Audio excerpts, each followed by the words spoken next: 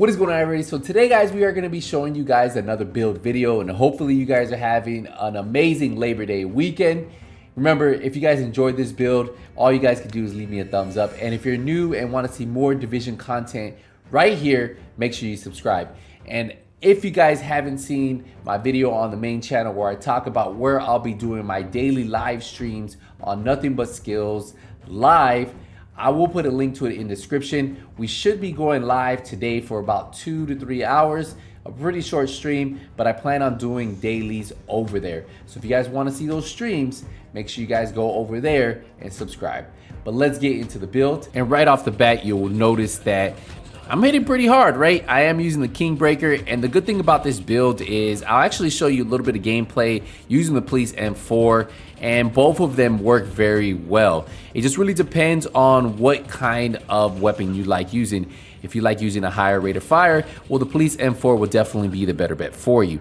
Now, if you like using something more like the King Breaker that just has those harder crits, but it's a slower rate of fire weapon, well, then the King Breaker is for you. So it really just depends on your gameplay style, but I will tell you, for me, I like switching it up, but the King Breaker, there's something about hitting those high crits. And if you look at the gameplay, we're critting about 939,000 to the body and 1 million plus when we crit to the head. So who doesn't like hitting high numbers like that, right? Like there's something about when you crit to an enemy and you just seen his armor just literally get depleted. Remember, we are on heroic. And I also promised you some Police M4 gameplay so you guys can start seeing some of those crits. And those crits even 600,000 to 700,000 depending on where you're hitting the enemy. And it just really depends on what type of weapon you like using. Don't get me wrong, I definitely love higher rate of fire ARs, but I've become a big fan of the King Breaker just because of the hard crits. And I love seeing those high number crits that just deplete the enemy's armor. But don't get me wrong, you can definitely use either one of these and perform just as well. And as you guys are seeing, we are playing from cover here because I wanted to give you guys two different styles of gameplay using the same build. You could either use this from cover or you could push around like I was doing with the King Breaker. Really up to you. But look at the boss, his armor just literally gets depleted, and this is with the Police M4. And just to show you some of the crazy DPS numbers we were actually hitting in the range with the King Breaker and the Police M4, with the King Breaker we're averaging about what, like 10.5 million DPS. And I think we even capped, when we hit all crits, about 12 million DPS. And you're about to see that right here. Take a look at this. Once we finish this target, 12.1 million DPS. And even with my Police M4 only being level 14 expertise versus 20 like the King Breaker, it was hitting about 9.810 million. And I think it even capped out at 10.5 million was the highest that I was able to get it.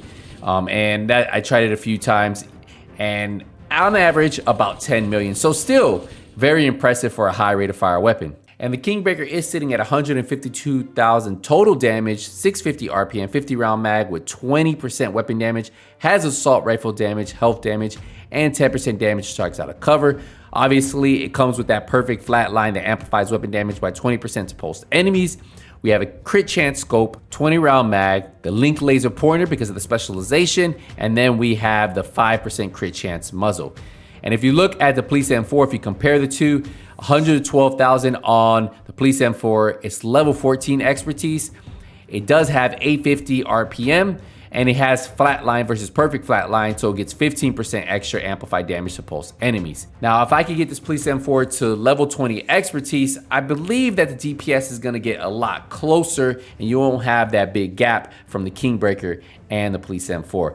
But I still have 6 levels to go, and that's a lot of exotics. So I'm just really waiting for Title Update 16, where they make getting exotics and getting exotic components a lot more reasonable.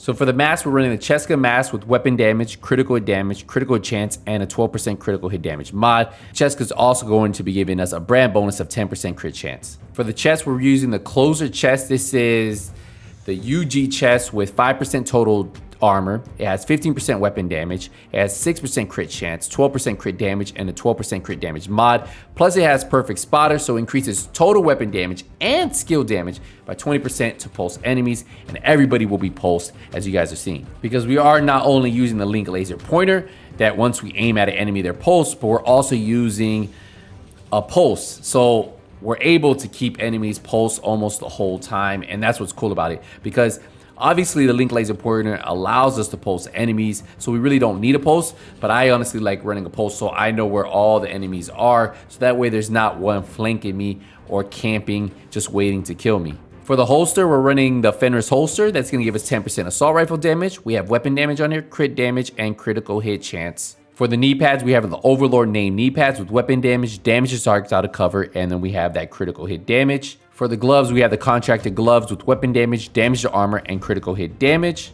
And then for the backpack, we have the Grupo Sombra backpack with 15% critical hit damage, weapon damage, critical chance, critical hit damage mod, and we have vigilance. Increased total weapon damage by 25%, taking damage disables this buff for 4 seconds. Now, if you notice, we are sitting at 857,000 armor, which isn't too bad. The pulse we're using is going to allow us to keep those enemies pulsed at all times. We don't need to use this, so you can run a lot of different things. And then you can either run the Defender drone or the Striker drone. I recommend, if you're looking for a little bit more damage, use the Striker drone, because it's going to get that 20% extra damage because you are pulsing enemies at all times. And since you're using it with the pulse, it just helps. So if you're looking for a little bit more damage, well, this might be something else for you to use. Now, if we take a look at our stats, we have 54% crit chance, 168% crit damage, 75% headshot damage, 8% armor damage, 21% health damage, and then we also have that 18% damage to targets out of cover. So a lot of amplified damage, a lot of multiplicative damage, a lot of damage on this build, period, because of the talents, the pieces we're using. So this is why this build hits so hard and just melts enemies. And if you guys saw, I was really running 3 directives. So this is how the build is ran. I think you guys could run this in PvP or PvE. I see a lot of people run builds like this in conflict. I personally like having a little bit more armor, and you guys see I do run a build like this in conflict, but I do run more armor. So just really depends on your play style. But if you're looking for a build that doesn't have to run glass cannon, that you're still going to be critting very hard on these enemies and not have that extra amplified damage coming in, well, this is going to be something for you guys to run. We're gonna wrap up the video here, guys. Hopefully you guys enjoyed it. Remember, if you guys want to catch me live, those daily live streams, that's going to be on youtube.com/nothingButSkills live. If you want to see the big streams, that's going to be on the main channel.